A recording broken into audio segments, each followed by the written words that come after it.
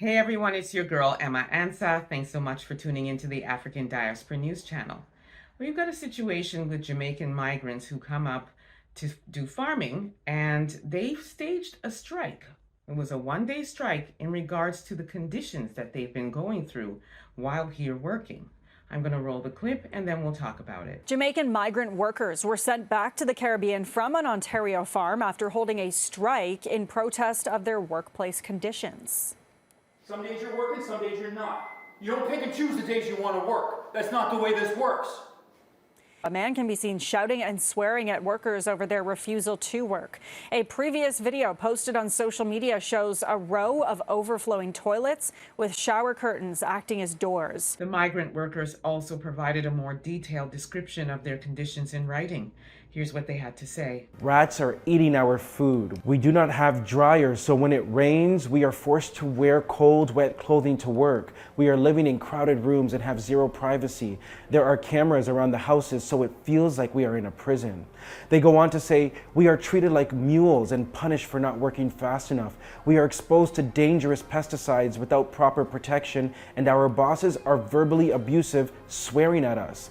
The migrant workers even detail the threats they endure by writing, they physically intimidate us, destroy our personal property, and threaten to send us home. When we call our liaison officers for help, they do not respond to us, or worse, they take the boss's side and put a red mark next to our name, so we are not hired back. And after a long day's work, this is what their so-called home looks like. Take a look. This is one of the bunkhouses workers come home to. Another garage, this one, we're told, for 13 men. And then there's this from a neighboring farm. So these workers come down on what's called the Seasonal Agricultural Workers Program.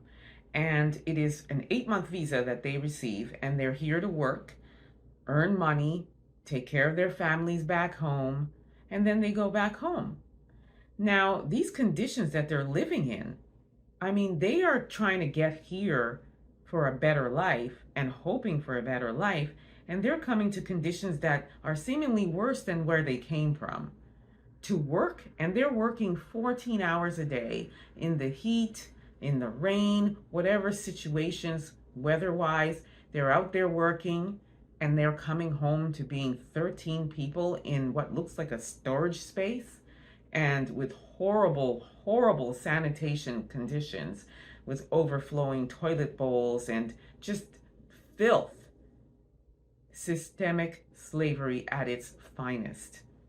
And they sent them back because they made the decision to stand up for themselves and demand to be treated better.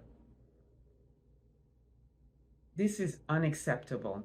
This is unacceptable. And the workers that remain and the workers that are currently there are still complaining. So there hasn't been any resolution here. No resolution here. They were sent back on August 8th. And there's been no resolution. These workers deserve to be treated like human beings, just like everybody else that comes and works hard for their money. Let me know what you all think about this. Drop some comments in the chat. Don't forget to like and subscribe. Also ring that notification bell so you don't miss out on the next upload. And follow me on my YouTube channel, EA Public Relations, where I report on Black-owned businesses in the Niagara region. Until next time, everyone, please be safe and peace be.